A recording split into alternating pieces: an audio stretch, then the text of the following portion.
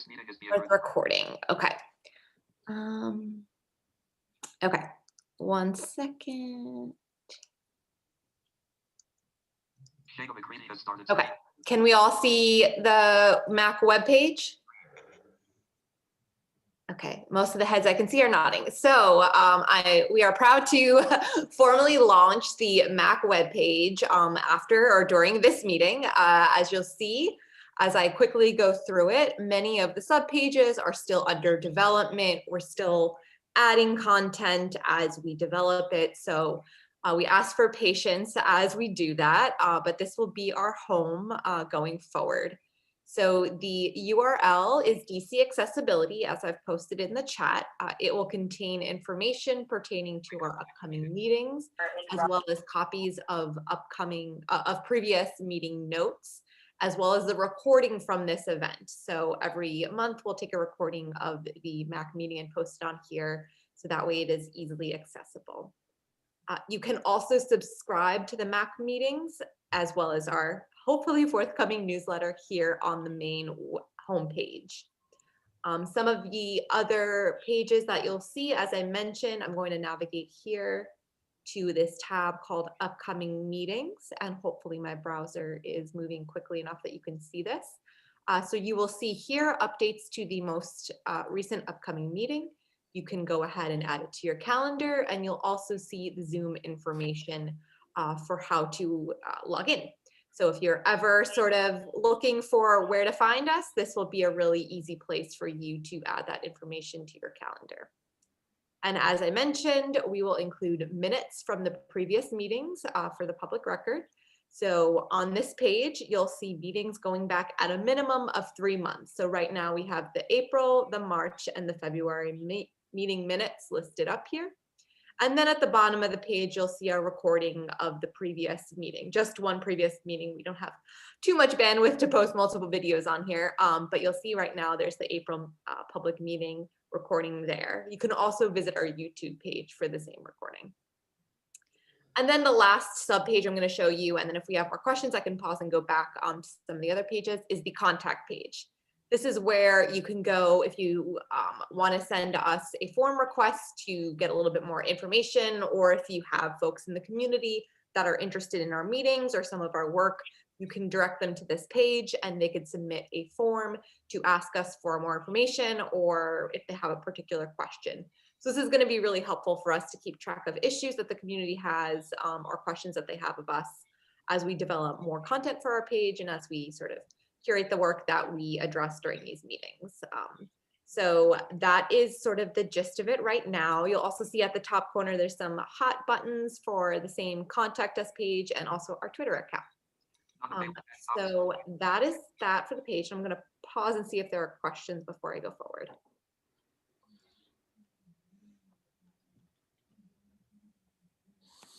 Thank you, Shana. No problem. It looks great. Thank you so much. Yeah, no problem. What's up, buddy? I was talking. Buddy? Yes, Shana. Go ahead, go ahead. Yeah, just to be clear, we will be able to go, members will be able to go directly to the web page to connect with the link to come into the meeting directly, right? If you wanted to do that, you could, yes. Okay, okay. If you're already subscribed to our updates via email, you'll also receive an invitation and a reminder email anyway. But if you didn't have it handy, you could also find it that way. That's correct. Great. Yes. Okay. Yep. Thanks. No problem. I support making the website public. I think it looks terrific and ready to launch to the public. Great. Yes, it's already public. You can visit it right now. And like I said, we're going to use this meeting to solicit more information for some of the content that we want to put on some of the subpages. Okay. And please take a look at it. And if you have feedback or questions, please reach out to use the contact form and reach out to us. And I am the one who reads those emails. So I will make sure that we get back to you. Okay. Thanks. No problem.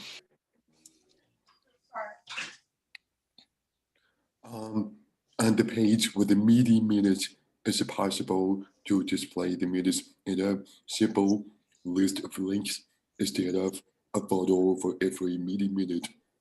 Yeah, we could try that. If that's easier to read, for sure. We could do that. Thank you. Yeah. Do we have any other feedback from council members or members of the public?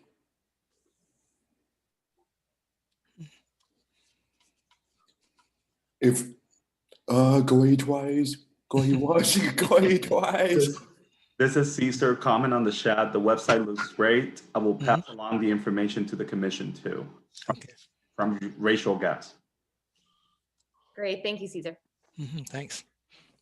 Thank you, Shayna. We're ready for the next item on the agenda. A MAAC budget update from the treasurer. Is that Helen? And it seems like Helen is not in this meeting. Okay. So we may have to wait for another meeting. Yes. Okay. Third item, Moses. We have our APS priority letter and our Connecticut Avenue support letter. We voted on both of these letters last month, and I shared that Connecticut Avenue letter to DDOT, and I included all of you, so you should be able to see what that looks like. I modeled it after the Bicycle Advisory Council and the Pedestrian Advisory Council and the AECs, what they normally do in their letters of recommendation is what I followed in that format in the email. And we could also upload it to our web page about the APS priority letter. Audio now unmuted. Audio now muted. Audio now unmuted. Yeah. Okay. Is Phil trying to say something?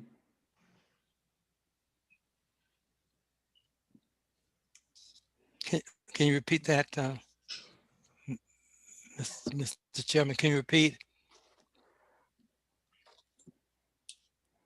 I think Phil was trying to say something. Okay. Phil? No. Okay. So the APS priority letter, we had a good suggestion over our email discussion that we should identify the 5 highest priority intersections that should receive these audible pedestrian signals that are easier for everybody to use to listen to traffic walk signals. And do we have any ideas for intersections? No, except for the intersection had been identified at Albemarle in Wisconsin. I haven't really thought about any other intersection that I'm familiar with, but that's something that we as MAAC members should be able to identify. What do you think, Philip? I think.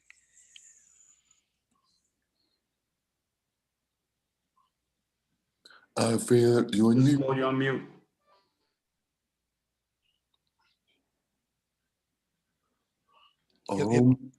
If I can toss that to Philip's big sense, he and I are really the two that are probably most affected by those particular type of intersections. Yeah, Phil, you're on mute. Phil, are you able to try holding the space bar?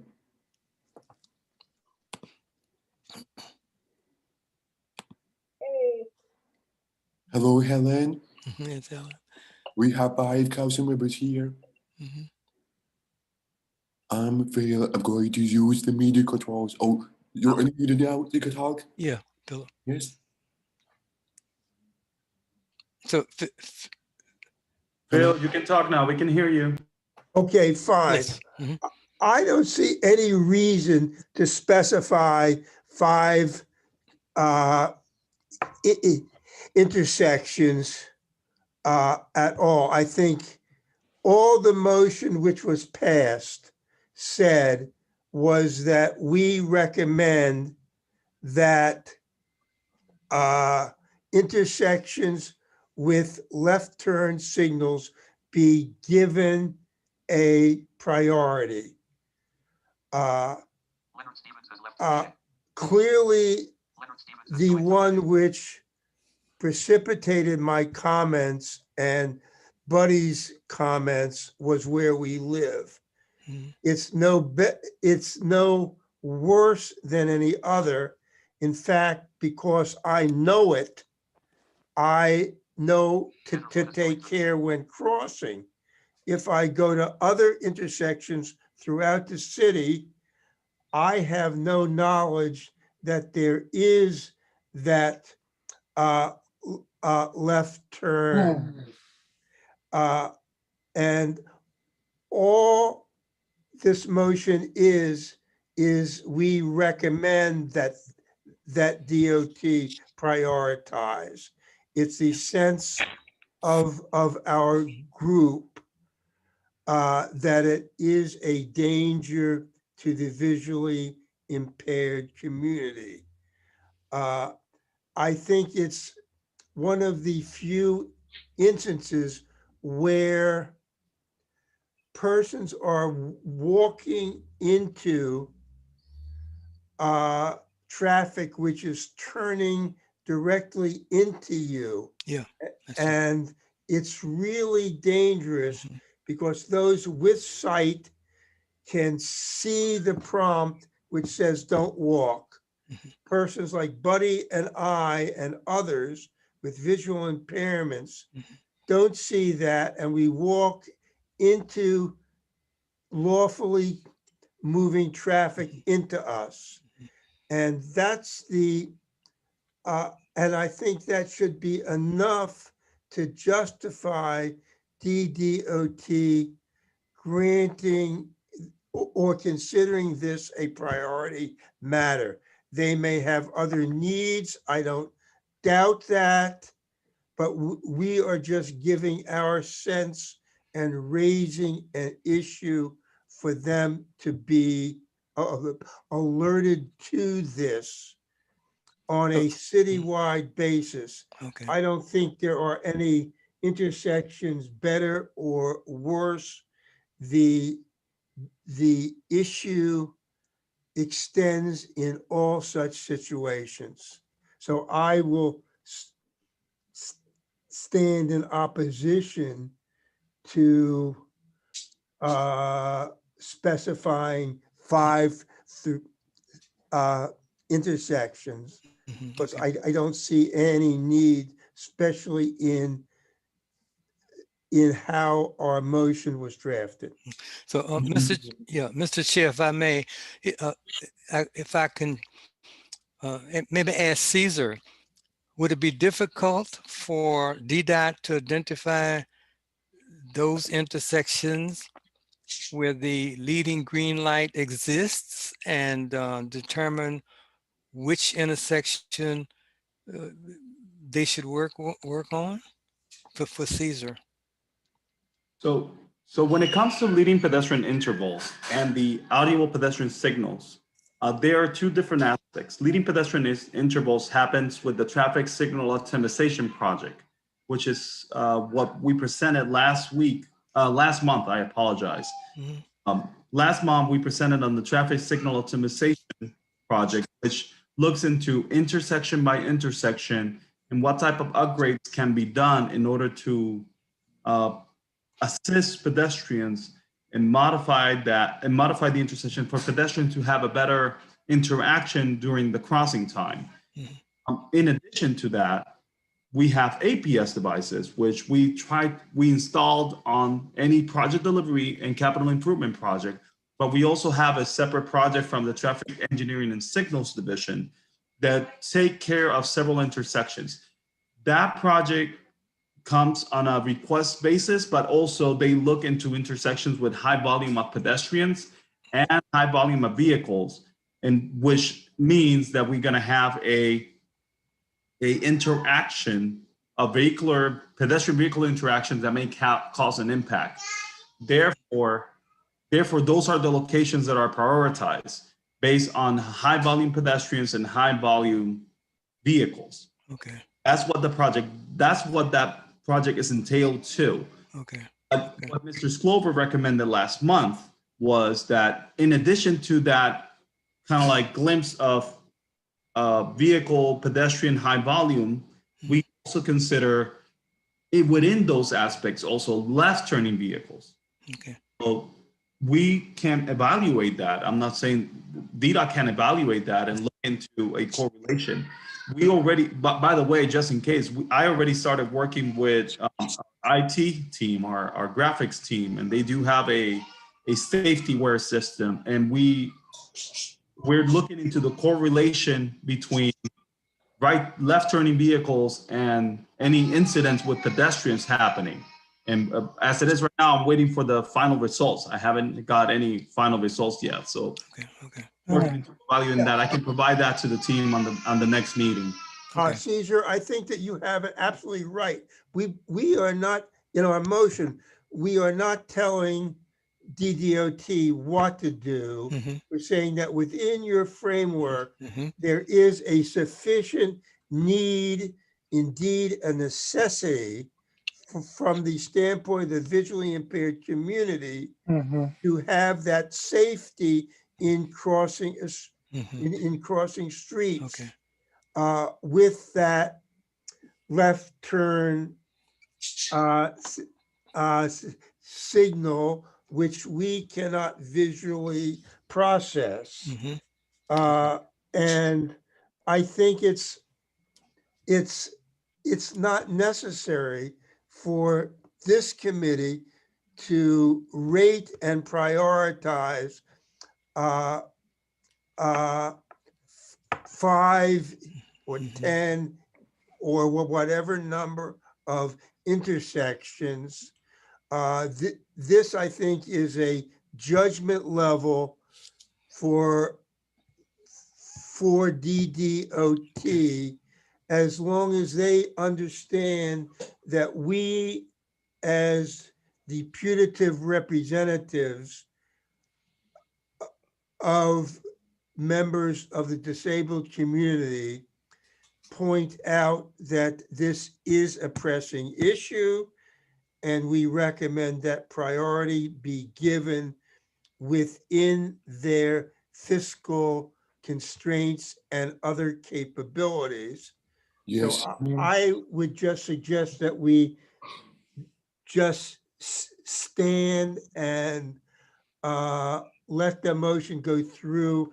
I did make and send some suggested language to Rob and my colleagues, which you can accept or not accept,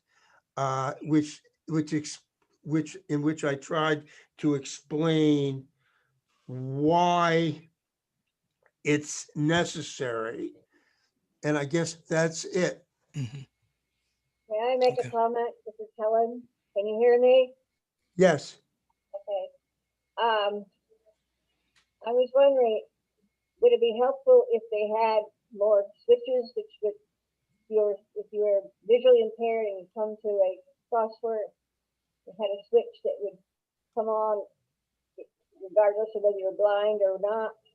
It would make noise and let people know that you're there, rather than just a visually automatic one coming on. Is that clear at all, what I'm saying? I don't think so. I mean, as long as we know that it's safe to walk, I don't care if it's an audible statement which says walk or a series of beeps, which I know means walk. Somewhere. th- Dance, run. I mean, that's a judgment for others. I'm just concerned with basic safety of being treated in the same way as others, with knowledge that it's going to be a danger to cross at that particular time. Correct. people who walk slowly also have concerns. Yes, absolutely. And that's why if you have a button to And- push to make and- noise to allow people that's going to have a little extra time, couple Yeah. seconds. I don't know if you're aware of it, but most of the intersections, red light in Washington that I've run into, and I have run into it actually, have a delay. There'll be all 4 lights are red, and then it changes to the proper green when whoever's in turn it is to go. I don't know if anybody's aware of that, but since I drive, I become aware of that. Actually, nowadays I try not to go light on red unless there's nobody there, just to make sure I don't do anything awful. But if I'm slow walking, and if I can push a button and get a few extra seconds and noise, that helps me too. Yeah. I wouldn't mind it. I don't understand why they say there are only 5 of these noisemakers or whatever. That doesn't really make sense for a whole city. Why I agree with you there. Thank you. We agree. I knew we would. We're good friends. Okay. Yes, thank you, Helen. Thank you, everybody. All of it makes sense. And I agree with the idea that we should move forward with our motion as of last month. I also want to make sure we have time for our guest speakers. Yes. I agree. There's just one more old business item for a treasurer's report. Helen, are you able to share a treasurer's report? I'm sorry. Hello, Helen. Are Hello. you able to share a treasurer's report or an update?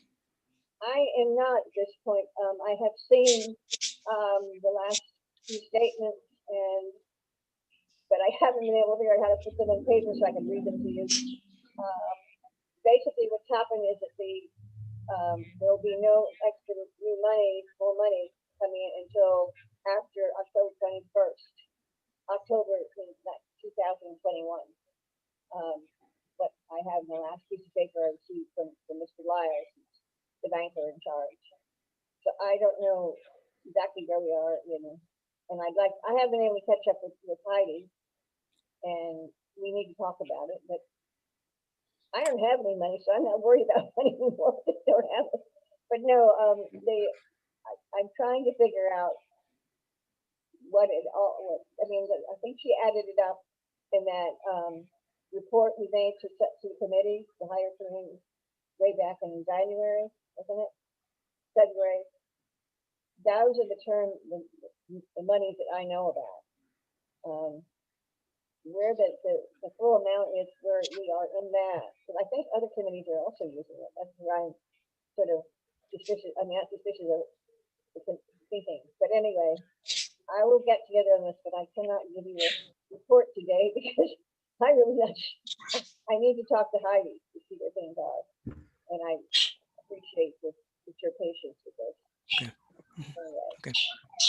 Phil, can I ask you a question? Do you know, do we have enough funds in our account to cover our expenses? Do not know. I think we do, but I don't know what our expenses are. I think No, but this is to maintain our website, right. to Completed. pay Shayna for her outstanding work and other necessary expenses which we can foresee. Okay, I can look into that. Thank you.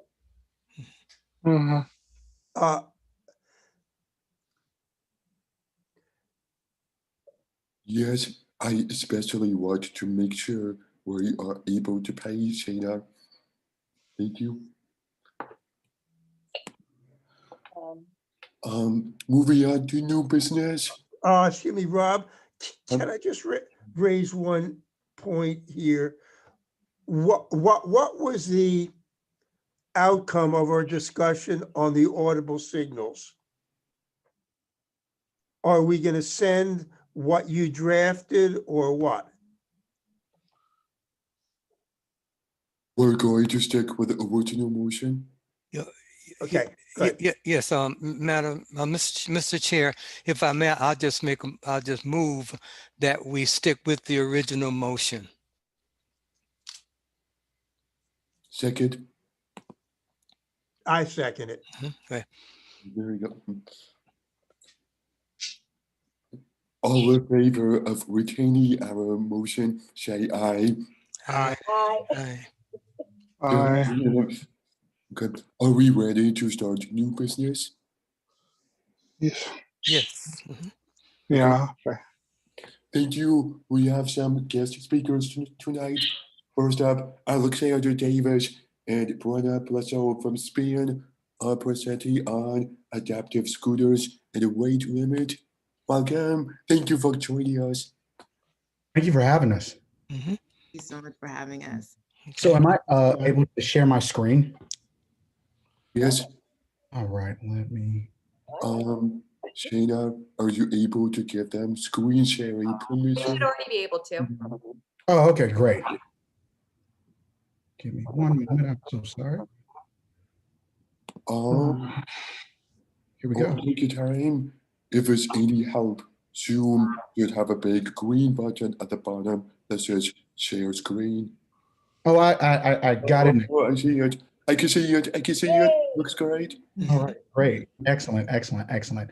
All right. So we are excited to present our safety strategy and our new scooter model to you today. We are going to give you some deep insight into some of the elements of our safety strategy. And as I said, give you a deep dive into our new scooter model. All right, and just before we get into that, we are going to give a brief breakdown of who we are as an organization, our time in DC, and then, as I said, we're going to give an even deeper breakdown into our safety strategy. So my name is Alex Davis. I am the Community Partnership Associate that works in the Southeast of the United States, worked for the Southeast region of the United States. I'm a resident of DC.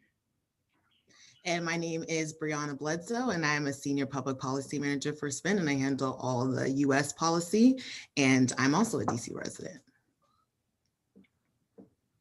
So SPIN's mission is allowing people the freedom to move, hoping that our scooters are able to be utilized so the residents are able to connect to their urban resources and have the opportunity to connect with the city abroad.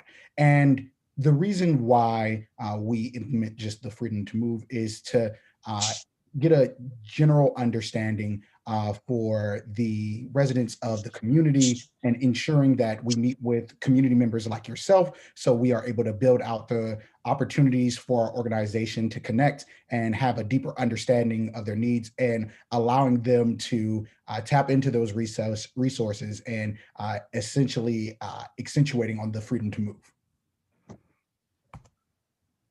So SPIN in Washington, D.C., we have been in the D.C. area for over 2 years now. And in the time that we've been in D.C., we've amassed over 2,500 scooters that serve the entire city. They operate 24/7.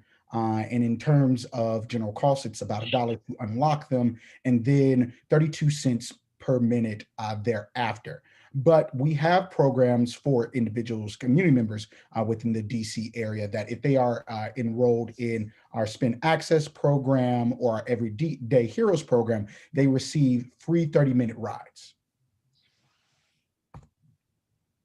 So breaking into our safety strategy. So we have a multifaceted safety strategy that is able to work with our riders and our non-riders. What we do is we implement various safety strategies that can address safety issues for residents of the DC area, pedestrians, and specifically those that are elderly and those with disability.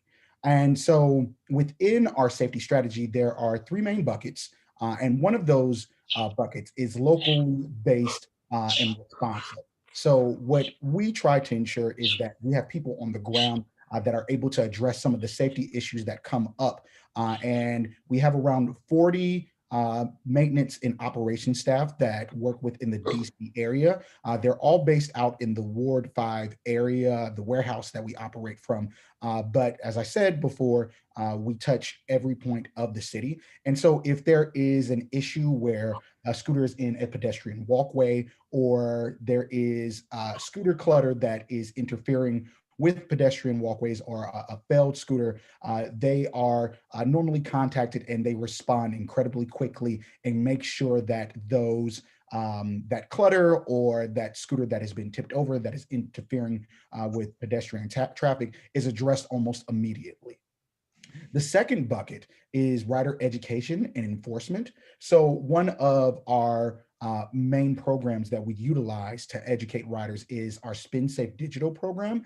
It is a suite of online videos and quizzes where we help educate riders on scooter safety. And so they'll get an understanding of how to get from point A to point B in a safe manner, and then also be aware of individuals that are around them. So they're aware of, one, how to start their trip, where they should be riding, where they shouldn't be riding. And then the most important is, once they're finished with the rides, where they are going to park. So in order to make sure that this is tractionable, make sure that it is sticky, we also have our in-app education. So as soon as our riders download our apps, there are in-app notifications that give them an understanding of, where you shouldn't be parking, what is a good park as opposed to a bad park. And so we utilize this all in an effort to continually educate the riders of the riders for Spin. But in the event that they continually are in violation of the rules, there are warning, fines, and even suspension for bad behavior. And then finally, the third bucket is infrastructure solutions. So we have around 15 Spin hubs. Those are charging stations where scooters can be parked. This is an effort that alleviates clutter and puts it out of the pedestrian walkway. So not only are the scooters put in a safe location where they're away from the pedestrian walkway, but they're also they're put in a manner where it isn't cluttered or it isn't interfering with anyone. And so in order to make this something that has traction, we incentivize our Spin riders with what is known as preferred parking spaces. So we will essentially give them money to park in the areas that are not within like the pedestrian walkway, and help them identify areas in which they can park their scooters that are outside, that are within a particular zone that doesn't interfere with pedestrian traffic. We also work with DDOT to establish DDOT parking corrals that are designated for scooters and bikes. And then finally, in regards to infrastructure, we've collaborated with groups like the Washington Bicycle Association to improve infrastructure for micromobility users. So there are more opportunities where they're not riding on the sidewalk, and they could utilize things like bike lanes where they are not interfering with pedestrian traffic. And now I'm going to turn it over to Brianna, who's going to give you a breakdown of our new scooters. Absolutely. Thank you, Alex. And, I do want to highlight that as a subsidiary of the Ford Motor Company, we're able to operate different than our competitors. We can think long-term, and we can invest in the safety solutions that Alex just mentioned.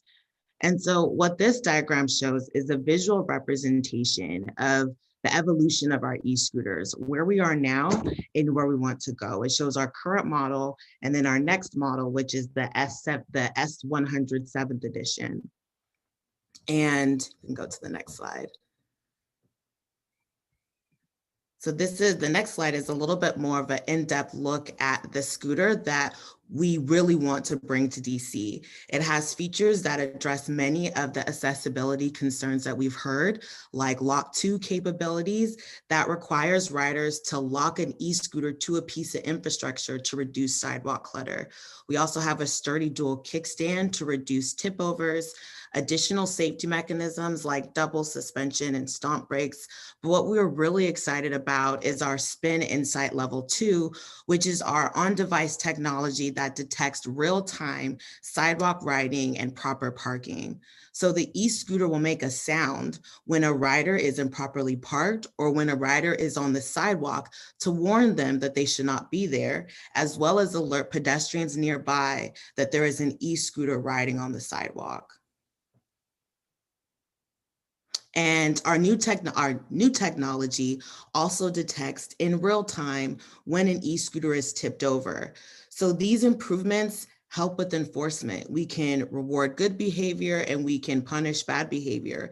It allows us to better monitor the public space and ensure it is clear of obstructions. And it allows us to proactively correct tips e-scooters much faster. Our goal is to implement various solutions that remedy sidewalk clutter and ensures that e-scooters are deployed in a way that maximizes safety for all road and sidewalk users. And so this next slide will show, there are two short clips that show how the technology that I just described, and you'll see how our real-time sidewalk riding technology actually works. We just had a meeting with Councilmember Che's staff to show them our new technology and let Cole, one of her staffers, actually take a ride on our new scooter. And so the first clip is from the rider and the pedestrian's perspective, and the second clip is what we see on the back end.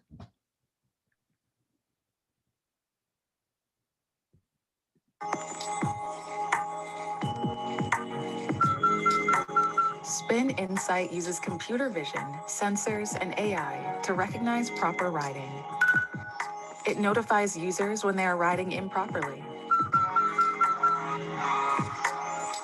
And it recognizes and rewards users for good riding and parking behavior.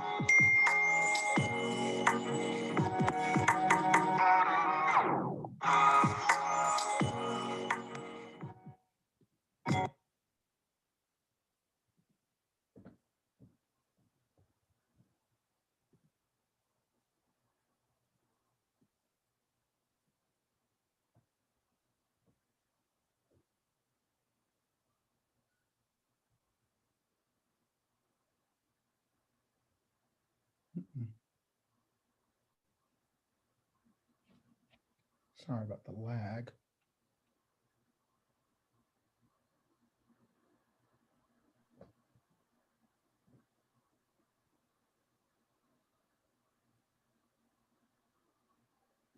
Brianna, we could. Yeah, we can just keep moving. moving. You guys saw the most important view, which is what the rider is going to experience as well as the nearby pedestrians will hear when there is an e-scooter that's on the sidewalk. So if you want to go to our next slide, Alex. So in order to bring our newest e-scooter model to DC, we need to amend the current law and increase the e-scooter weight limit. Currently, the maximum e-scooter weight is set at 60 pounds, and this makes DC an outlier compared to other jurisdictions across the country and around the world. In the US, many states have no weight limit or cap e-scooter weight at 100 pounds. There are a few jurisdictions that cap e-scooter weight at 75 pounds as well. And so increasing the weight limit allows us to innovate and bring more state-of-the-art e-scooter designs and technologies to maximize safety. So we definitely want to thank you for your time and attention. And we wanted to get your thoughts, answer any questions, and address any concerns that you may have. And we also hope to gain your support to make this change as well. So we really want to thank you again.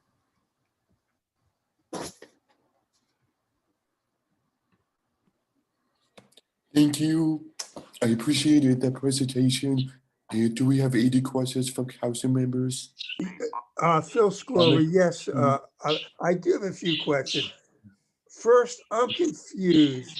Are you all a manufacturer as well as a person who is a vendor of the city after their competitive selection process? So to answer, so we did go after the city's competitive process to win a permit. However, we do not manufacture our scooters ourselves. We build scooters, but we still outsource our parts and stuff like that. So we do not actually manufacture them. I thought you just said that you're a subsidiary of Ford. Yes, we are a subsidiary of Ford, but we're a separate arm, and we don't really tap into their like manufacturing resources really. But that might be something that we will do in the future. Oh, okay, but are you one of the city approved vendors? Yes, sir, we are. Okay. Second question I have is, in your view, what are the advantages for increasing the weight limit? I personally can think of a disadvantage because as a pedestrian, if there is a scooter in my way, which I may have tripped over or being visually impaired, it's light enough that I am physically able to move that scooter out of my path and into a safe spot. If I am dealing with a scooter which is much heavier, I may not be able to do that. Can you respond? Absolutely, absolutely. And we definitely understand, your concerns, which is why we really take a multi-pronged approach. So in order to reduce the fact that you would have to even physically pick up and move a scooter, we want our scooters to be able to have the dual kickstand so it doesn't topple over, to have a lock so that it's more like a bicycle, like a private bicycle that you would actually attach the scooter to a piece of physical, whether it's bicycle infrastructure, another piece of infrastructure, so it is completely out of the walkway. So we don't want you to have to pick up a scooter. That's not something that you should have to do. We want to make sure that we prevent those type of incidents. We want to prevent people from being able to trip over them. And really the benefit of increasing the weight limit will give us the ability to bring the technology that will make scooters safer, not only for our riders, but for pedestrians as well. Without increasing the weight limit, we won't be able to implement our sidewalk riding technology. I know one concern is that when scooters do ride on the sidewalk, you can't hear them. And so one of the ways that we want to address that is for an audio sound to be able to be heard, so that if somebody is improperly riding a scooter on the sidewalk, which we do know happens, we want to be able to not only prevent that behavior, not only punish that behavior, but also warn those who are nearby, particularly those with disabilities, so they can be on alert that there is somebody riding improperly around them. And we will not be able to do that if the weight limit stays the same. We won't be able to innovate and bring those things that address the concerns. Like I said, we really want to work with stakeholders and with communities to be responsive to what they need. Okay, but my question was that what if a person unreasonably simply abandons his or her scooter in an area which interferes with pedestrians? Other scooters, the wheels are locked. I, for example, can have to practically drag that scooter to the side, and weight is a factor. Are your scooters mobile that someone can simply roll the scooter into a safe place? I believe so, and I can definitely, or Alex, if you want to go ahead and answer. Yeah, one thing I will say is that while the scooters, some vendors do have those locks, our scooters wheels move to the point where you are able to get it a safe distance out of the pedestrian walkway. It will make a sound, but you will still be able to move it in an area where it's not interfering with you or anyone else that is walking in the pedestrian walkway. Fine, thank you. No problem. Okay, this is Thomas. My question is this, because I'm a wheelchair user, and sometimes people leave them scooters in my way. And it's hard for me already to use the sidewalks, because you notice a lot of the sidewalks got potholes and stuff like that, and what have you. Do y'all find people when they leave a scooter in the walkway? Because they will leave the scooter in the walkway. So I want to know, do y'all have the technology to find them for doing so? Because if they're not being fined with some money and whatnot, they're gonna keep doing it and keep doing it and keep doing it. And like that blocks my way. Cause a lot of times in a lot of neighborhoods where the sidewalks are fixed up already, I got to be in the street because I can't use the sidewalk. But when I am able to find a sidewalk that I can use, I want to be able to use it. I understand that. And one thing that we do implement and try to have our users abide by is to conduct proper parking. So encouraging them to park in the proper spaces. So once they're finished their rides, they have to take a picture of where that scooter is parked. And so we're able to tell if it is a good park or a bad park. Now, in the instance we receive that picture, the next user takes a picture and says, this is a bad park, that's immediately reported to us. And there are warnings, eventually fines, suspensions, and then completely removing them from the app if they continue to do bad behavior. So it is a step-up process. So essentially the first time it's a warning that we give them, that second time it is a fine, that third time it is a suspension, and then that fourth, if it is something that's continual and reported, then they are suspended completely. But also we have our operations and maintenance staff that are incredibly responsive. So let's say if you are seeing if you report an individual that is doing this on a consistent basis, you're able to call our number and I'm able to give that number to you. And our operations team is incredibly responsive and usually go out there and address that issue. Okay. Yeah, Mr. Chair, question I have is, and you've given us information in reference to the maximum weight that a scooter can have in the district, and that's with 60 pounds, did you say? Yes, it's at 60 pounds currently. Okay, and you would like to increase that to what? To at minimum 75 pounds. Okay, and what do you think are the chances of that happening? So to be quite honest, we have been having really good conversations with Councilmember Chase staff, with DDOT and other accessibility communities as well. And so we really are asking for your support because, to be quite honest, you guys are the gatekeepers. If you can see the value in what we are bringing and what we want to bring to the city, and we are able to get your support, then it is something that we do have support to be able to accomplish. Okay. Could you send a letter or a note to our chair letting us know what it is that you would like in reference to weight so we can have a further discussion on that? Absolutely. Okay. Absolutely. And I see another person has their hands. I didn't want to take up anybody else's time, but I do see Mr. Gerald Barnes. Yes. Was about to go ahead. Go ahead.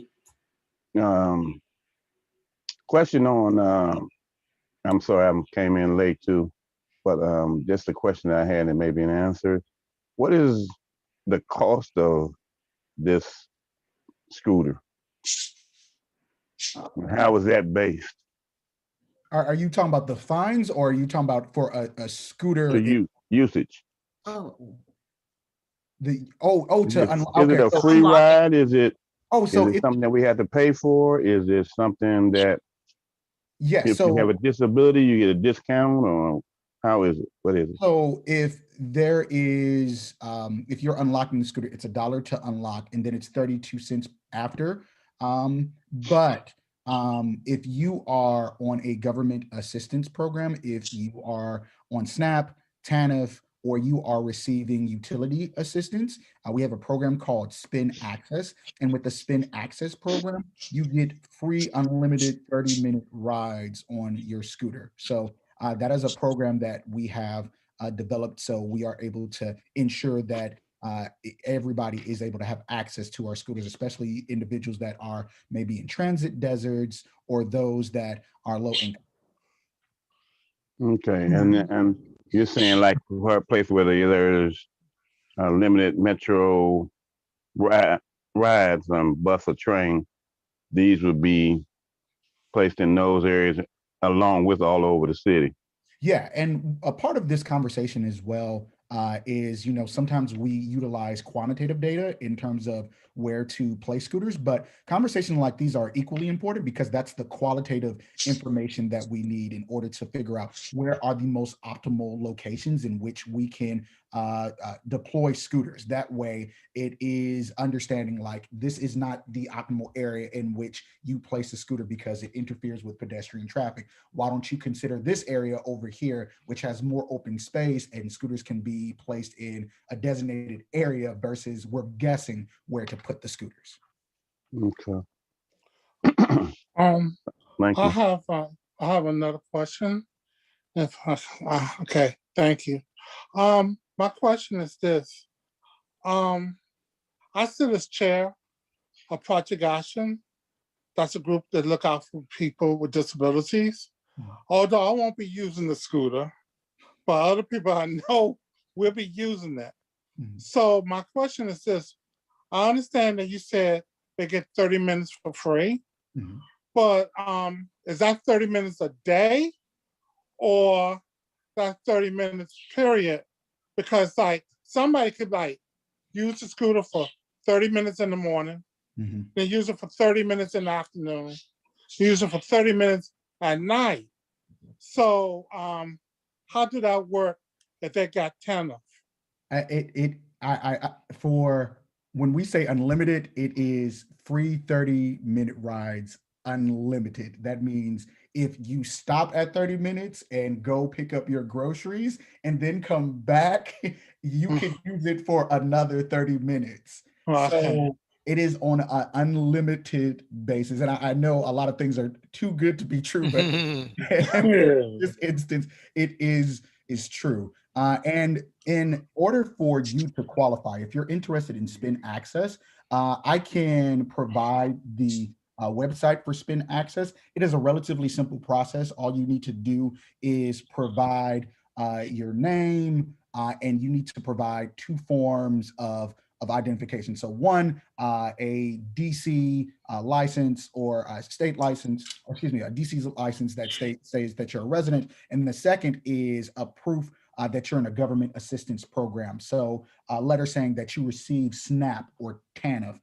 If you provide those, and I believe there's a card that's given to those that are on SNAP in DC. So if you provide pictures of those within your application, we will receive that, and it's usually approved within 48 hours. Okay. Phil Sclover, I have one further question. Following up on Buddy's suggestion that you write to our chair and include certain information, since you said that DC is an outlier in terms of weight, can you specify the other jurisdictions, large metropolitan areas, such and to state what their weight limits are, and if available, a contact person in those jurisdictions that we can speak with and secure data on how they have found their increased weight as a benefit to their citizenry. Yep, great, Phil. Great, Phil. I can absolutely provide a list of other jurisdictions and what their weight limits are. I can do my best to provide a point in contact, but what I can also do is maybe just connect like the statute so you could see. I know you also want to kind of get be anecdotal, but other like kind of data from the city, but other jurisdictions have not had to increase their weight limit. They've always just either never had a weight limit, they've been silent on the weight limit, or maybe they've set it at 90. So it's the weight limit really isn't something that has been like contemplated or had this type of discussion in other jurisdictions, but definitely still happy to provide contact information. Mr. Rob, let's see, you have your hand up. Yes, thank you. A few more quick questions. Do you have a DC mailing address? Pardon me, do I? Span, We do have a you DC mailing address. to DC? Yeah, Yes. we for our operations center in Ward 5, we do. I can look that up and place that in the chat box if that's okay. Yes, of course. Thank you. Right off of New York Avenue, though, in Ward 5. Great. And do you have the number of scooters presently and the number projected by September 2021? I'm sorry, do we have the number of scooters that we deploy currently? Yes. Yes, so right now we're able to deploy, but so a part of the dockless vehicle program is to be able to go after fleet increases. So we've been able to consistently increase our fleet up to 2,500 because we comply with not only city regulations, but really invest in our equity programs, which is the reason why we've been able to increase our fleet up to 2,500 vehicles. Yes, thank you. Do you think it will be the same number as September 2021? Or Yeah. Yes, I do. I do think that I think that the cap is 2,500, and I do think that DDOT is slowing down with the number of fleet increases that they are giving companies. And I know that if need be, they are willing to peel back on those and stop fleet increases altogether. But I know that we've maxed out on ours, and so I don't see really any more scooters being any additional scooters being deployed for September 2021. yes, thank you. Just one more question. Do you know how many scooters can be accommodated by Span Hub parking and preferred parking citywide? That That's a good that is a good question. And I will say, I do not have the answer to that. I guess it's a conversation we could definitely have with our operations team because they have a better understanding of the numbers in terms of how much they're able to accommodate. And that's a question we could, like I said, post to the operations team and get back to you on. Yes, the growth in the number of scooters and bikes and other transportation options is growing astronomically compared to the number of designated parking areas. I have been asking DDOT to designate more of these scooter parking spaces, and I will continue to do that. And I hope DDOT can keep up with this soon. I will keep pushing for that.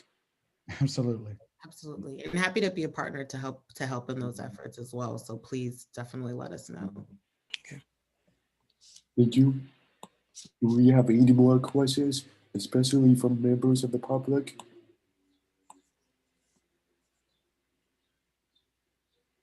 If not, well, Brianna, Alex, thank you so much. And I look forward to working with you more, and especially perhaps considering the resolution for the weight limit increase. Thank you so Thank much you. for your time. Thank you. Thanks. We have another guest speaker, Katie from Give a Live. Hello, Katie. Hello, welcome. Hi, how are you all doing? Hello. Hi, Chair Dueling, if I may, I would like to do a small introduction for Katie, and I do apologize for the background noise. In the previous month, we had a discussion on discussion on adaptable bikes and adaptive multimodal transportation and adaptable bikes. So in coincidence, and at the same time, Katie reached out to us to DDOT regarding her organization, Give a Limb Inc. organization, and what they do. And I think this is the part that I break it to Katie for her to do and introduce her program and her organization, which is a magnificent organization. I'll be excited to join her soon in the next couple of meetings, but Katie, break it away. Yeah, So thank you for having me. This is really a true honor, and also it's really exciting to see what you all have been doing. I've been in Maryland, just a few miles from the DC line for 2 years now for school, and I didn't even know that you guys existed, and like this is just wonderful. So I'm truly excited on many levels to be a part of it. And so I am going to share my screen. You'll have to forgive my technology. I'm going to try and do a screen share to explain more about what we're doing. Take your time. If it's any help, you may be able to see a big green button at the bottom of the screen. Oh, thank you. Yeah, because I'm always like, how do I do this? Even in class, I'm like, how do I do that? Thank you so much. Okay, let's see here. So desktop 1. Okay. Okay. Am I sharing? Okay. I can see it. Give you right back to mobility. So this is, I decided it'd be easier to share our website with you all, just to give you a breakdown of like what we're doing. So I've been actually, a little bit about me is that I went through an amputation when I was 14 years old. And I actually spent most of my time as an amputee in a chair, and actually very isolated. I mean, I am now 35 years old, but this happened 20 years ago, before we had social media, and also where I was from, there wasn't a lot of resources, and also I grew up not seeing others who looked like me, who had, an amputation, especially being so young. So I will say living here has just been, honestly, it's been so healing to my heart on so many levels, because there are so many people who have disabilities. There's also so many people who have like prosthetics, the military community. So it's really like living here has really just increased the quality of my life. And it's given me just like more, I would say more confidence in myself and more healing, because I love the diversity of this area. I love this community. And I'm also just so happy and proud and honored to learn about what you guys are doing. So now I can join you and continue advocacy, because that's something that I'm deeply passionate about. And so my nonprofit that I started is called Givelin, and it's actually there's actually several Givelins out there. I found out, but I had the idea when I was 16, so I say I had it first. The vision was like, it came to me after meeting another young woman who lost her leg to cancer, and she was unable to get a prosthetic because of insurance. And so I had just this vision of Give a Limb and giving life back through mobility. And so I've had this vision for years, and I've did the nonprofit paperwork, went through that process right before I finally transferred to UNC. So I had to put things on hold while I was in school. But now, just like during the pandemic, truthfully, what happened almost nearly a year ago. I mean, just like with being an amputee and not, I'm already kind of overcompensating, but just because of the pandemic, being more isolated, not being able to go out, that led to me being in more physical pain, and I had to do something. I had to move, because I had just started going to the Y before the pandemic, but then after the pandemic started, that was no longer an option. And so I'm then just living in my apartment complex. It's just, it's just safer just to stay inside. So that is what brought me to getting on a bike. And it's I don't know if it's called a twist of faith or fate, but let's just say that me discovering that I didn't even know. I didn't know that I could ride a regular bike until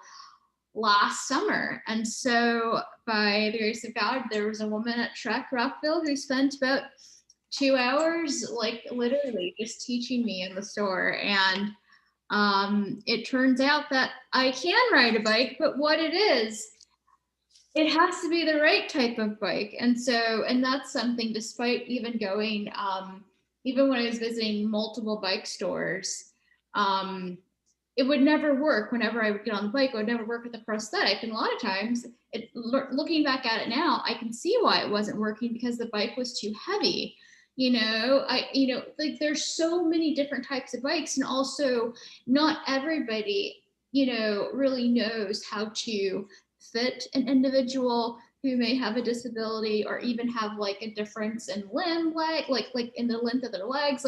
But I was so fortunate that Brenda Ruby had a PT background, and she was able to help me to find the right bike. So getting my bike, whose name is, I named her Shiloh.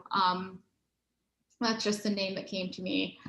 It was just, it's just been life-changing. So Give a Limb, the mission to share, before I'll get to the bikes, but the mission of Give a Limb has always been giving life back through mobility. And that was me at a 5K, an Adventist 5K event here. But as you can see, like amputees, like we're so diverse. You can have so many different types of amputations. I'm learning. I was just talking to someone today who was telling me about a man who had, multiple fingers, that were amputated. And just like, there's just so, even 20 years into this, I'm still learning about amputations and the prosthetic technologies. And just, it's really, honestly, it's really amazing just how, I will say this, I was actually having a conversation with someone last week, so I lost my leg when I was 14, and this was the year of 2000.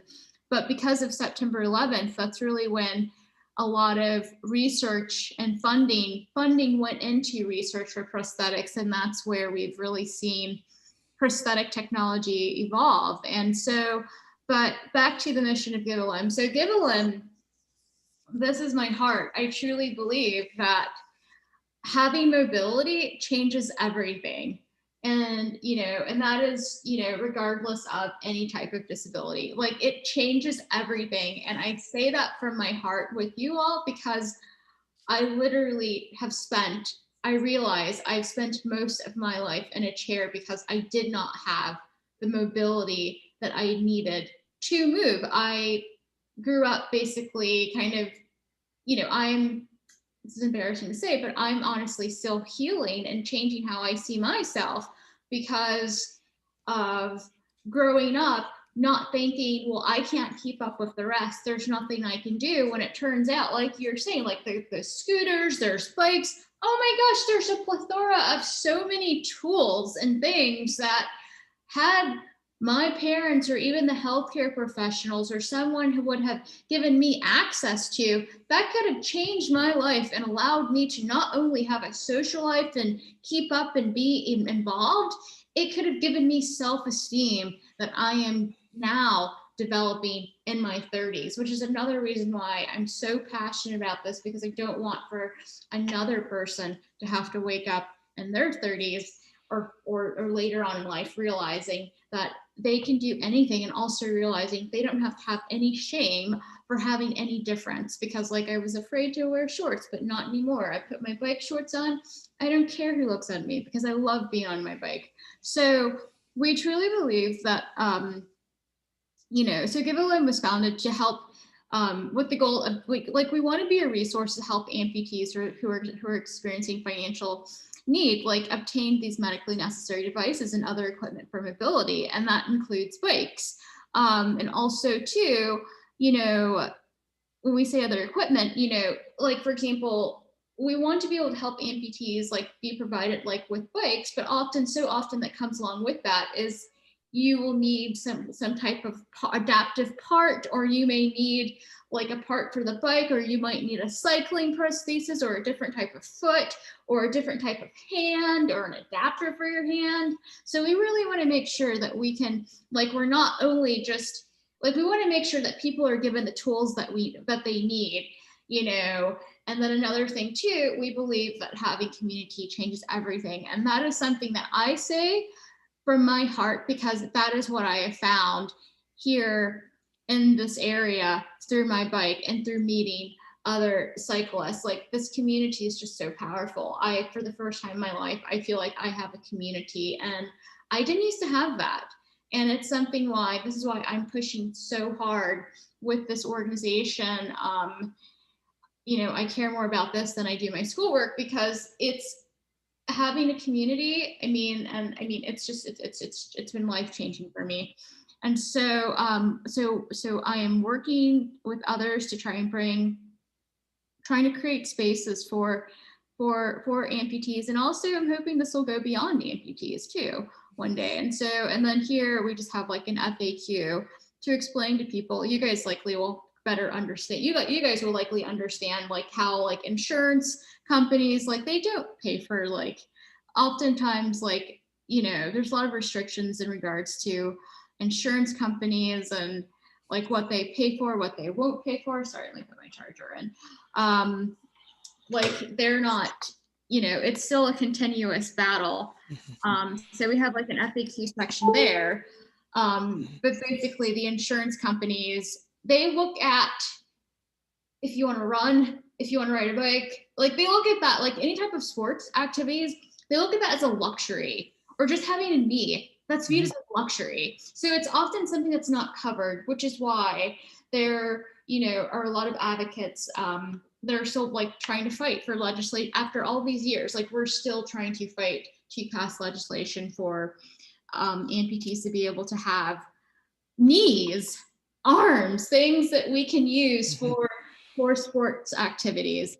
And so, yes, and so what I have started last October, what I've started is the DC, sorry, let me move this over so I can see, is the DC amputee cycling clinic. And we did our first run in October. Hold on, I'll show you the pictures. So yeah, so I'll just show you the pictures. So we brought together, I had this crazy idea. Not everyone kind of knew what I was talking about at first, but later they're like, oh yeah, now we get it.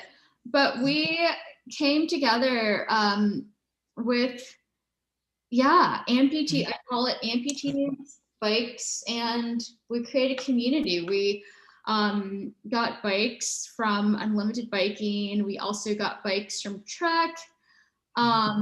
We had volunteer prosthetists, some volunteer cyclists, volunteer physical therapists, and we made our own community. We just had a blast. And so this was our first one. Also, Trek gave us helmets. We made sure everyone was safe, and Rock Creek Park has worked really closely with us with helping us to identify like a good, safe location.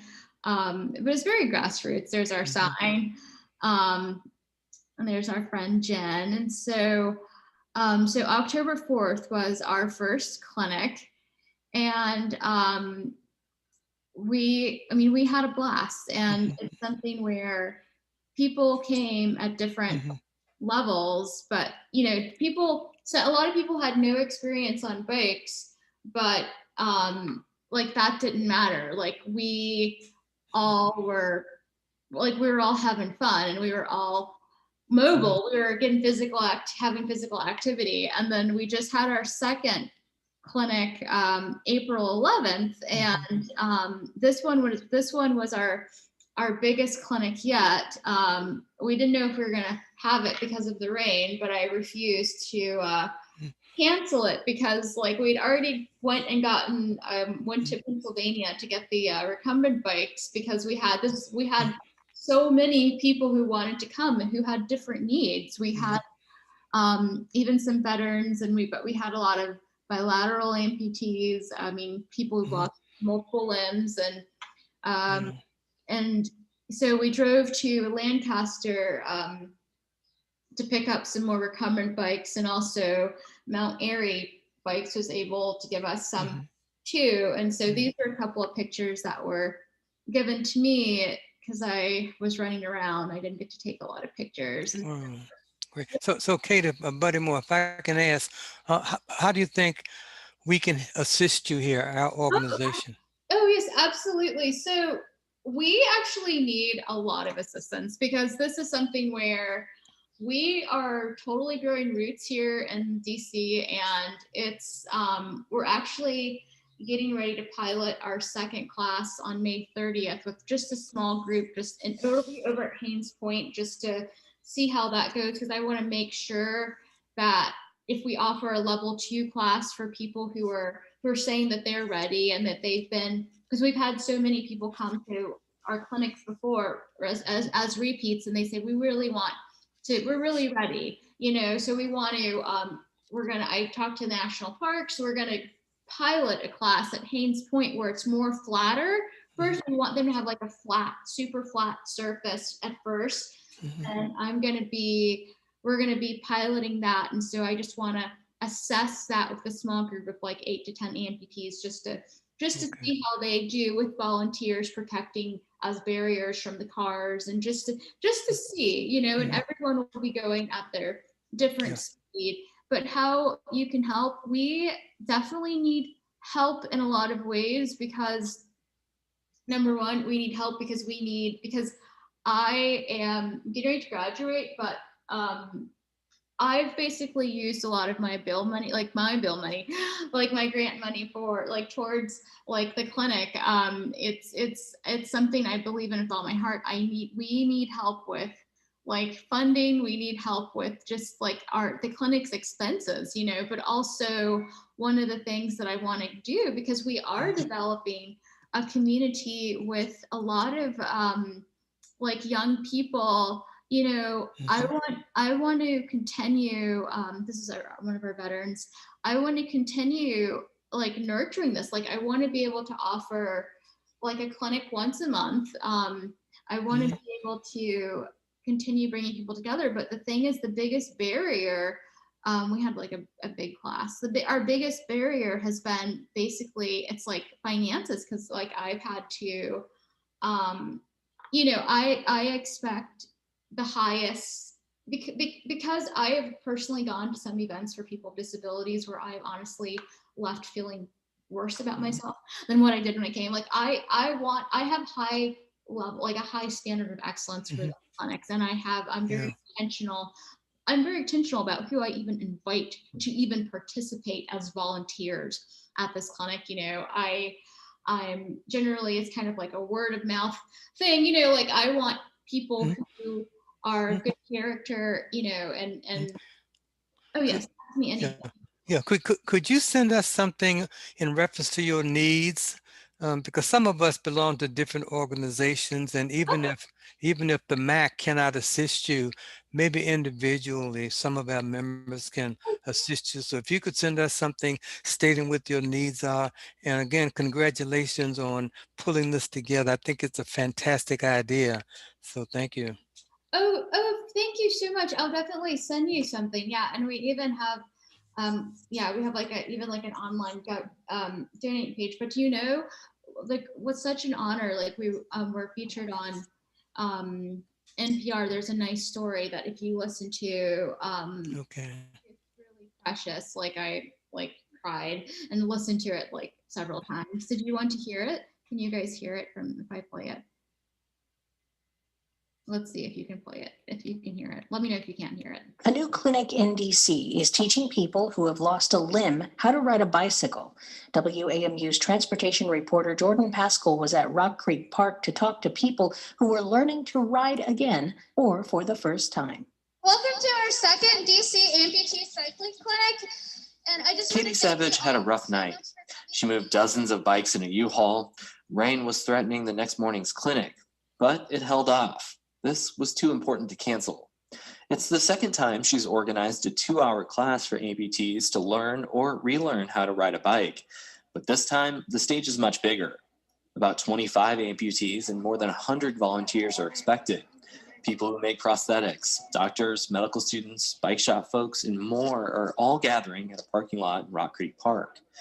Savage tells the crowd she lost her leg when she was 14 after surgical complications. But during the pandemic, she wanted to learn how to ride a bike. It's just been life-changing, not only physically, but just seeing how many people have cared about me and just being able just to extend the community of new friends that I've met. Those new friends helped her get fitted for a bike, made sure she had a prosthesis that worked, and set her up for success. For her, the bike was liberation. I wanted to give that to others, like what they gave to me. Today, she's giving it to these people. I haven't been on a bike in just years and years and really want to get after it. Prior to taking my leg off, I was cycling about 13 miles every other couple of days. I've gotten back to hiking 2 to 3 miles a day, but I want to get on a bicycle so I can go faster. You know, I'm a Vietnam veteran. I have a brand new athletic limb on. This is my first attempt on this. This is a fantastic opportunity for us all to learn from each other in every single aspect.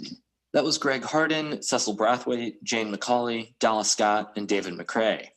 Savage's nonprofit, Give a Limb, hopes to raise money for people to pay for sports prosthetics that insurance might not always cover, and for bikes that give people the mobility they might not otherwise have. Savage says cycling is one sport where amputees can thrive alongside others. Jamie Vandersea of Medical Center Prosthetics was there to show off the devices, from a basic prosthetic for walking to more advanced ones that can switch from a walking mode to a golf mode and a cycling mode. He says getting back to recreation helps people cope with the loss of a limb. You know, they go through a depression initially after the amputation. And when they get involved with these types of activities, they kind of awaken and say, you know, I can do it again. Maybe it looks a little different, but it's a great way to get back involved with things. Nearby, bikes are stationed with trainers. There's also a handful of recumbent bikes. Right, if I can just get some way of keeping that on the pedal. How does it feel? Does it feel like weird at all? Yeah, I mean, it does feel clunky, but that's just how it is. Jason Wagoner is trying to get his shoe placed just right on the pedal. Helpers are fashioning a strap to keep his prosthetic foot in place. He hasn't ridden in a while. That's probably been close to 20 years. I got blown up in Iraq in 2007.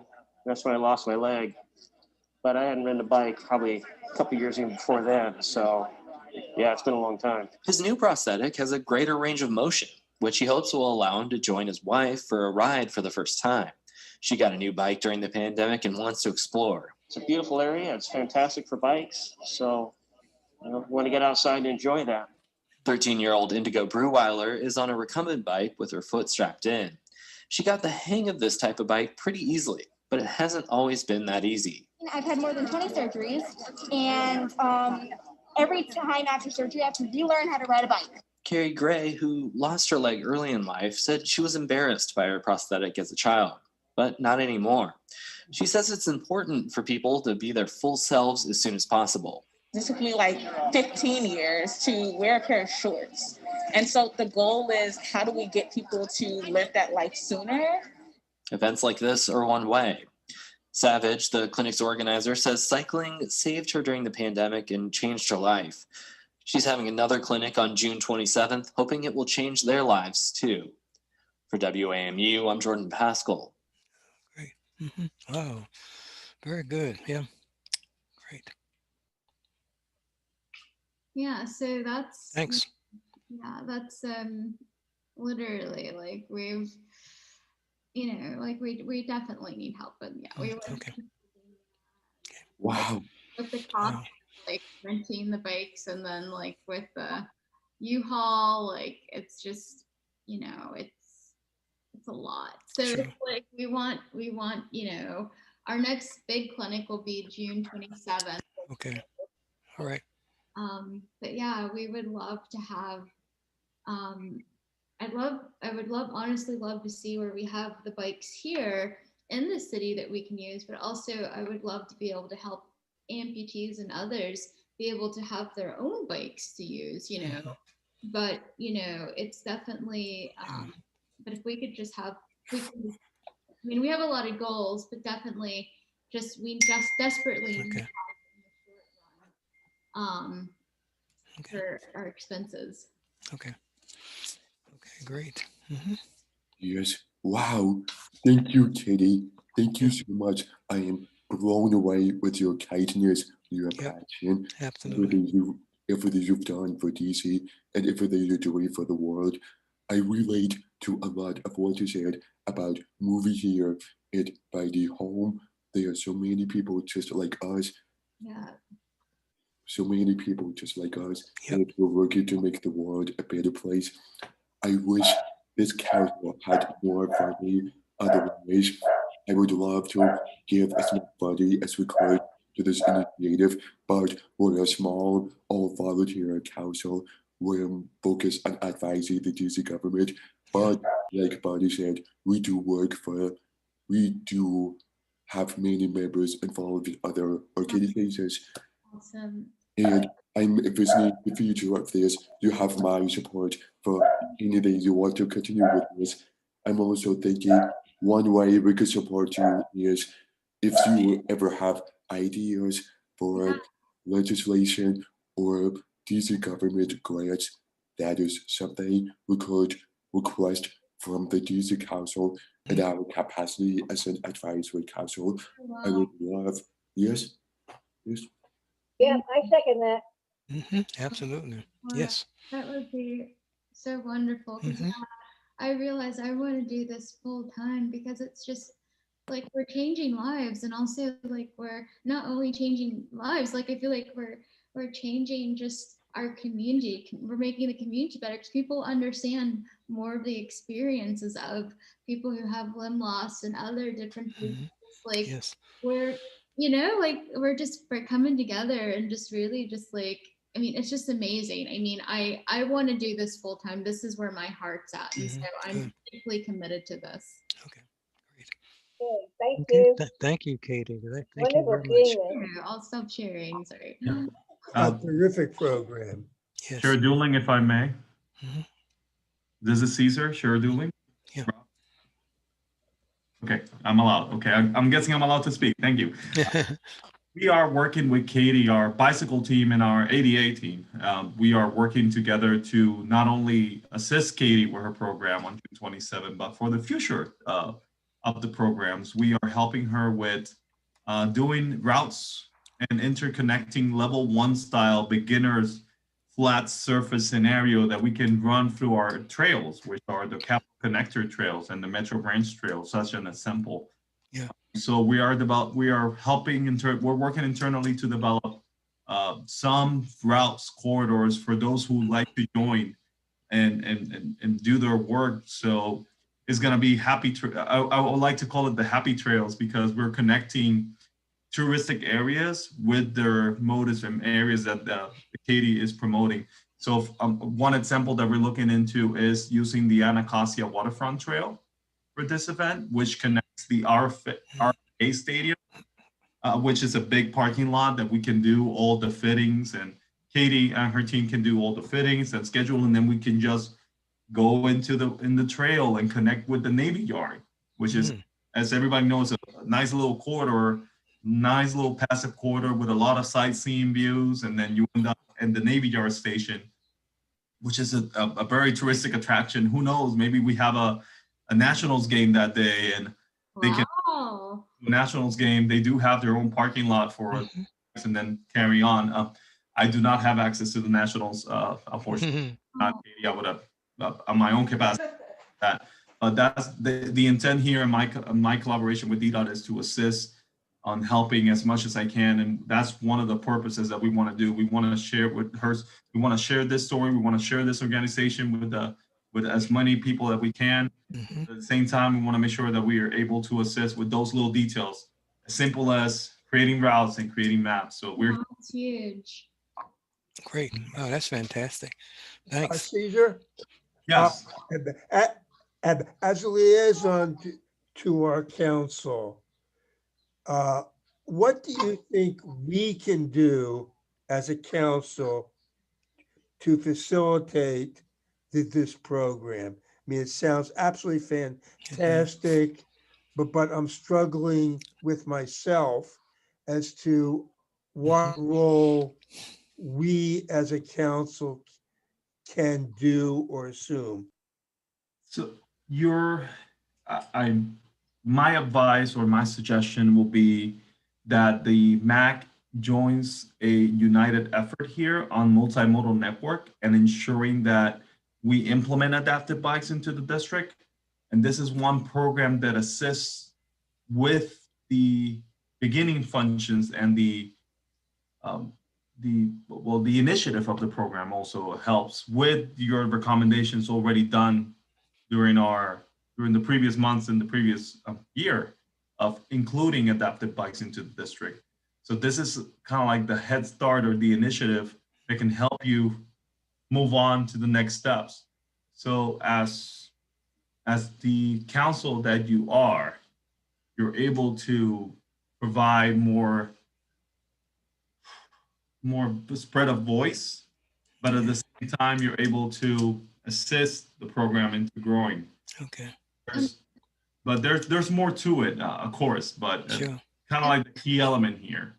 And I'm so excited to be able to grow this program with you all, because I'm just like, in my head, I can already see like a group of like young, like teenagers coming together, like, and they're have routes, and they can get on their recumbents and they can go out. I'm just seeing people just like, I'm just seeing this as something so positive. Wow. Really for youth, for everybody, but especially so that I guess it's very personally special to me, because I know with activities like this, like people, are not going to have to suffer the way I did with not really having, something to do, or feel left out. So, but I did want to tell you guys, so we do have 5 more clinics that we're running before the end of the year. Our last one will be in October. Just given the pandemic, I'm trying to just seeing the joy that it brings people, and also it brings me joy too. The last one I'm gonna have, so we'll have we'll have one at the end of this May. We'll have our big one June 27th at Rock Creek Park. We'll have another one at Haynes Point, and then we'll have another one September 26th at Rock Creek Park. Then our last one will be at Haynes. And then I guess I'll get with you, Cesar, to find out like when we want to start piloting Anacostia, or if we're going to pilot that in October, who knows? So, but we are desperately seeking like just short-term funding to help with those expenses, because I'm basically kind of maxed my budget for like. So Katie, what type of budget are you talking about immediately? Anything would help, like, because like, for example, like with us renting the bikes, the recumbents, that was a $500 expense, plus the haul going to Pennsylvania, which cost us like another $400 of the gas and keeping it for a couple of days. And then, my God, what else did we have? Okay. So if I knew some individuals who would donate, that would work for you, right? If anyone could donate, like anything would help, because I mean, I'm not letting this go for nothing. Okay. Yeah. All right, great. Thanks. Thank you. Should I share my website with you, or do you know the website, or you can send it out to anyone who's interested in? If you can send it to Shana can send it to us. If that's okay with you, Shana? Yeah, I actually got it already. We'll put it in the meeting notes. No worries. Thanks. Thank you. Thank you so much. Yeah, and we're just really looking forward to like the new, like when the bikes come with the city, and just having strong roots here. And so, okay, great. Exciting. Thank you. Thank you. When do you guys meet again, by the way? This has been awesome. Next month. Okay. Can I get on is there like an email listserv or something where I can... Yeah, so you can now subscribe on our website. But I think I have your email address. I'll add you on, no worries. Thank you so much. Thank you. Yeah, you guys are also more than welcome to come and volunteer with us as well too. So yeah, please, like, okay. Thank you. Yeah, thank you very much. Thank you, Katie. Yes, our public meetings are on the second Wednesday of every month at 5:30 p.m. And you're always welcome, especially as we think about how we can support this program in the future. Thank you so much. Yes, I want to come back next month and just also be a part Okay. of other Okay. things. Come All right. again and again. Okay. Okay. Yes, the last item on new business is we have the budget oversight hearing preparations for June 10th. To make all of the council members aware, this is the DC Council virtual budget oversight hearing where they will help determine the DDOT budget for fiscal year 2022 starting on October 1st. And that will be a great opportunity for anybody from our council to testify. And if you're interested in that, the DC Council, is somebody trying to join this meeting? Yeah, okay. Sorry. Anyway, in last month's meeting, we already made a motion to authorize any member of this council to testify on behalf of the MAAC.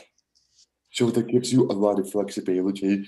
It seems like we trust every member of this council a great deal because that motion last month, it gives you so much flexibility that you can go to the hearing and speak for 5 minutes and present your opinion as the MAAC opinion. Because we've worked together so well in the past few years and I trust all of you. I am thinking if we want to designate a specific person and write all of our points in one document, especially asking DDOT to give more funding to adaptive bikes or Katie's program or APS in fiscal year 2022, we could ask for that in our testimony. Again, that is on June 10th. And I believe is only the workday. Caesar, do you know what time it is on June 10th? Thursday, June 10th, but haven't had what time, Caesar? They normally start about 10 o'clock, correct? For those They hearings? normally start around 10 o'clock. I do not have a specific full time. I do apologize. Okay. Okay. That's all right. It is normally an all-day affair. I don't know if anybody at this council has been to one of these hearings before, but it's always a very productive discussion where they have a list of potentially several dozen witnesses from any organization or any individual who signs up to testify. And if you represent an organization like the MAAC, you can testify for up to 5 minutes. Any what you would like included in the DDOT budget for fiscal 2022. Or if you're an individual, you can speak for 3 minutes. And then after each panel of witnesses, the council members may ask questions to help clarify where exactly the money may be more helpful. So if I can ask a question of Caesar, there are two hearings, right? One will be the oversight hearing, then the budget hearing, or vice versa. How does that work? There's the oversight, then there's normally the budget hearing after the oversight hearing. So on the 10th, would that be the oversight hearing or the budget hearing? Maybe Caesar can answer that question. I do not have a full answer to that question. Let me get back. Okay. I'll send an email to Shayna with all the clarity, and basically she can spread to the MAAC. I apologize for not having the full display. That's okay. The date, I believe, is performance oversight hearing, a budget oversight hearing. So I think you had it correctly. Oversight, and then budget. That's correct. And I'd be willing to testify at one. So we'll either one would be okay, because the 10th is on a Thursday, which I've already put that here. I'm just putting a 10 o'clock in question mark. Okay. So put me down, Rob, for the 10th, whether it's the oversight hearing or the budget hearing, it doesn't matter. I'll testify at whatever hearing comes up on the 10th of June. Okay, thank you so much, buddy. I Okay. appreciate that. I have to work at that day, so your volunteerism means a lot to me. The performance oversight hearing, correct me if I'm wrong, but the performance is more about what we want DDOT to do, how they're performing, how Caesar is helping us, for example, how helpful Caesar is. We could go testify how DDOT needs to hire more people like Caesar. That's correct. That's right. Absolutely. That's right. I second that. And then the budget oversight hearing is just the budget. Or give Caesar a raise, right, Caesar? I'm good with the budget I got. I appreciate it. It comes with the job. It's customer service. I appreciate your kind words. I'm here to do my job. That's it. Gotcha. Okay. All right. All right, we're gonna get you a bonus. We don't know where from, but you're gonna love it. Thank you. Yes, I also want to make sure all council members know this June 10th hearing will happen before our next meeting. So this is our last chance to prepare for it. If Buddy would be willing to email us a draft of his statement, it would be helpful if we could, or not even a draft, just a few sentences of what you're thinking so far, and we could all pitch in a Google Doc or an email, anything. Absolutely. And maybe we'll even come and hear you. Oh no. Yeah, I'd be glad to do that. Then you guys can help me out with some points that I'll make sure that I hit during that hearing. Sure. Sure. And we'll come clap for you. Okay. Applause. Here. Not even president. Oh, wrong thing. Wow, this is great. Great, good meeting here. Yes. Yes.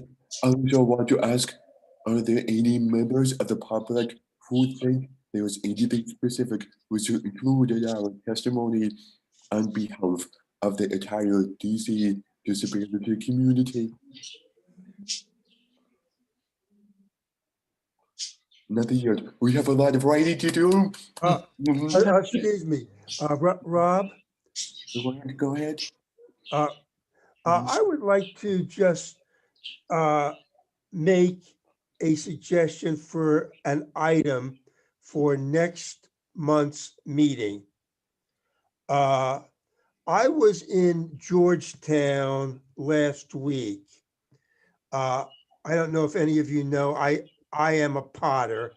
I attend a pottery studio down there. Oh, okay. And I noticed that in Georgetown, from Wisconsin Avenue for several blocks, they took away the curb lane on both sides of the street along M Street from Wisconsin, and I don't know for how many blocks in Georgetown, probably 3 or 4 blocks. What they have done is to extend the sidewalk on both sides of the street, I would guess maybe 4 or 5 feet.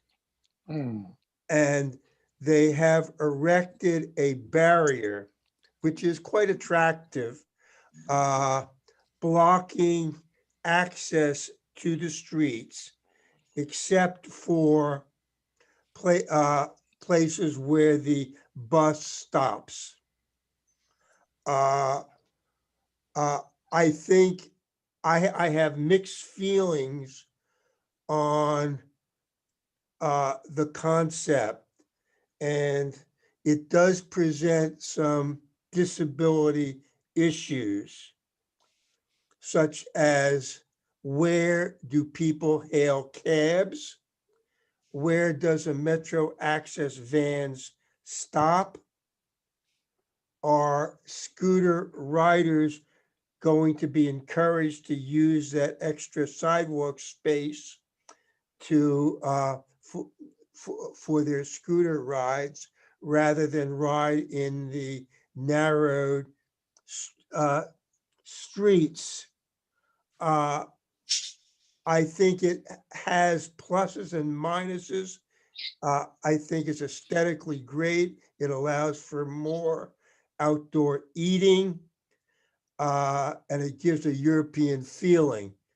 But I would like to have a briefing from DDOT and an open discussion, especially on the disability issues. I agree. I strongly support placing that at our agenda for June because this was a years-long process by the Georgetown Business Improvement District and DDOT and several other stakeholders, and reimagining public space in Georgetown is often a model for the rest of the district and how they can reclaim these curb lanes to give more space to pedestrians and EV outside and everything you said. Yeah, I think it has great potentialities, but as with everything, it cuts both ways.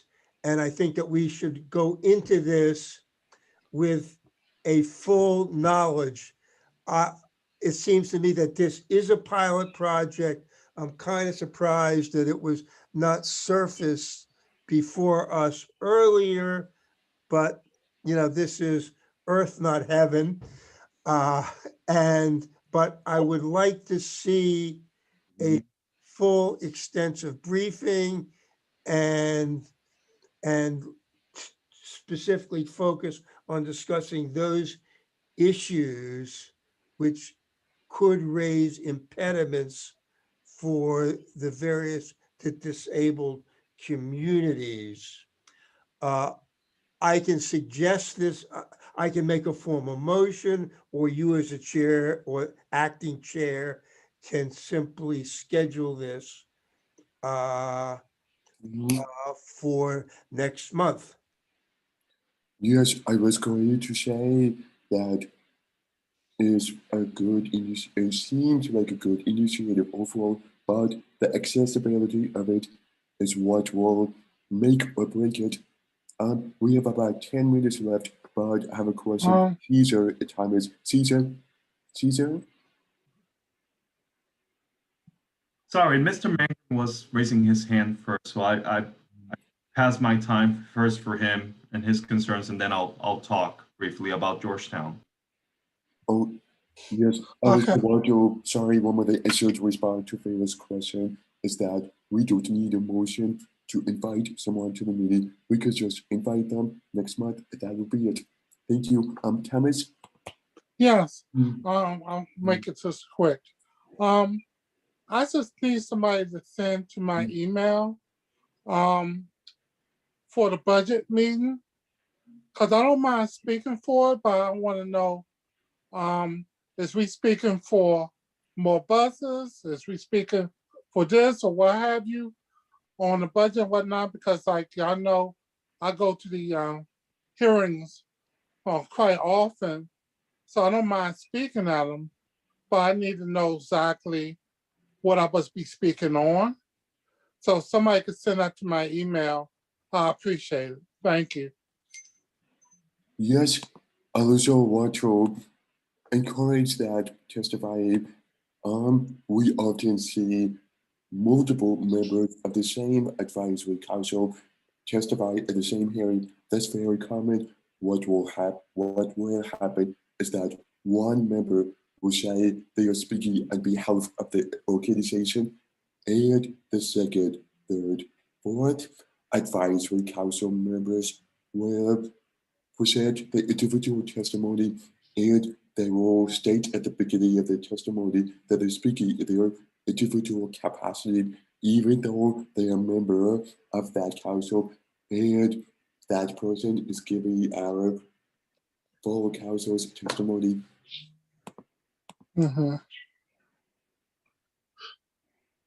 Okay. I just would need to know exactly what part of transportation is we speaking on, or how you for the budget is we speaking on all of it, or just a certain part of transportation? What we trying to focus on? That's what I wanted to know. We can commit an 80 part of the budget, and I will email all of us after we have more answers from Caesar and whether it's a performance or the budget hearing, and what time it is, how we can sign up, these kinds of details. Okay, thank you. Mr. Dooling, if I may. Yes, go ahead, go ahead. So regarding the request from Mr. Sklover, I just want to give a quick reminder that the sidewalk extensions performed on Georgetown is a Georgetown bid business improvement district. It was performed by them under a permit. If there are concerns, we as a DDOT agency can let them know of the concerns, and they will need to modify whatever sidewalk concerns we have.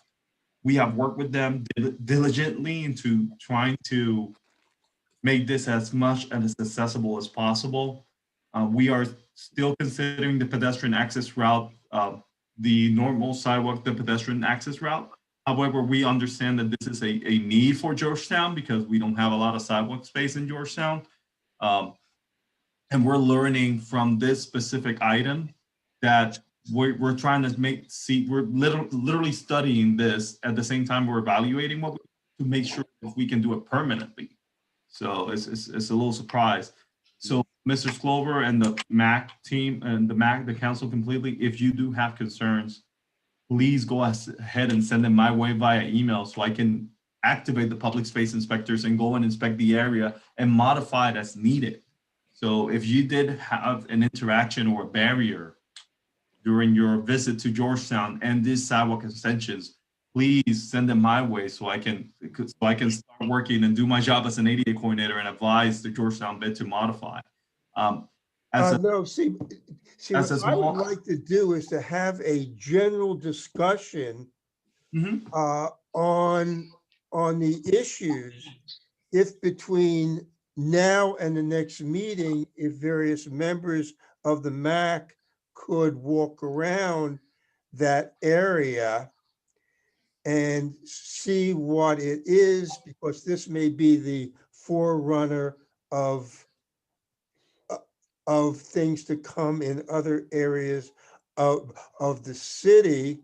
And if, for example, we could get someone from the Georgetown Business District to speak with us on the issue, and so we can talk about this, because what we may be doing is looking at the future now. I'm basically agnostic on it, but I can see certain problems. I don't know if they are problems. I think that we as a collective body representing various constituencies could generate a dialogue. Yes, it seems like our council should take the initiative to contact Georgetown Beard and invite them to our June 9th meeting to discuss how this sidewalk extension could be more accessible and how it could be a model for accessible sidewalk extensions around DC. I agree. We have spent a lot of night hours working with this implementation. We were a little concerned about the accessibility features, and we want to make sure that we had passenger loading zones during this connections in and out, and the bus stops as well. So it's really unique for those who haven't been in Georgetown because of the public health emergency and the pandemic. The sidewalk extension, we did as much as we could and elaborated as much as we could. But like I said, if you do have safety concerns, please let me know so I can implement and take action and improve as much as I can. Thank you, Caesar. I know you did everything you could. Thank you. We have about 2 minutes left, so I want to make sure we have time for public comment. I do look forward to continuing the conversation on Georgetown in the tonight meeting. But for our last 2 minutes, do we have any comments from members of the public? Well, I'd like to say we miss. Go ahead, Hannah. We miss our leader. We seem to have a lot of leaders here. I think we're getting really good job.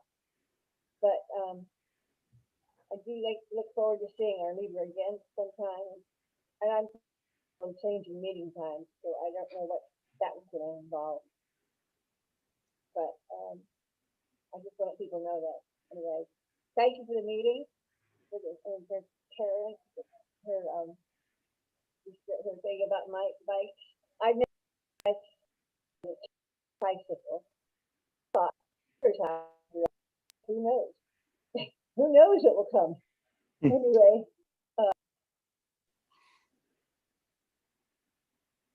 I have a comment. This is Heather Foote. You might consider inviting to your June 9th discussion a woman from the planning department, Rita Busamra, who is the planning department's representative on the Pedestrian Advisory Council, the PAC. She did quite a bit of work on lessons learned about streeteries. And as I understand it, there's some sort of written analysis. I haven't seen it, but she might be a very good person to involve, because in a different way from Cesar, she would be looking at access issues. And she's very engaging. I can send her email address to Rob and to Heidi. Yes, please. Thank you, Heather. I was going to say I want to hear about that. Can you treat her? That sounds perfect. Yeah, this is Cesar. I'll invite Rita for our next meeting. I've worked collaboratively with her on multiple items in the district, so I'll invite Rita and make That's sure great. that she gets going. It'll be a good team. Thank you. Anybody else?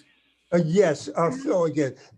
Before we adjourn, I'd like to congratulate you, Rob, on doing a superb job as Yes. that's right.